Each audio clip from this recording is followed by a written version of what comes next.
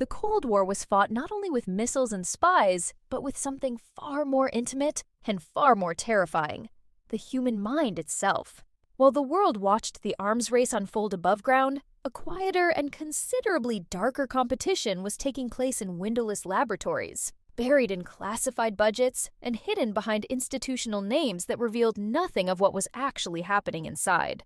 Project Nightingale was one of those secrets. Operating in the shadow of the better-known MKUltra program, it represented perhaps the most audacious frontier of Cold War psychological research, the attempt to reach into the sleeping brain and rewrite what it found there. The central weapon was sound, specifically low-frequency hums operating below the threshold of conscious perception. These infrasonic tones, inaudible to the waking ear, yet physically felt in the chest and skull, had been observed to produce disorientation, unease, and altered mental states in early experiments.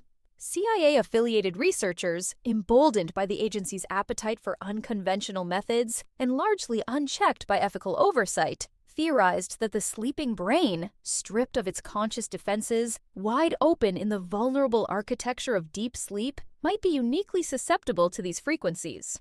The hypothesis was chilling in its simplicity. If a low-frequency tone could alter mood and perception in a waking subject, what might it do to a mind already dissolved into dreams?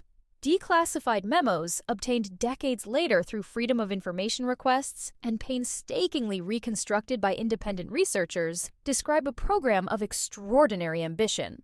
Test subjects, the documents are carefully vague about how they were recruited or whether they consented, were exposed to sustained low-frequency broadcasts during sleep cycles. Operatives monitored brain activity, cataloging the results with the dispassionate precision of men who had long since stopped asking whether what they were doing was permissible.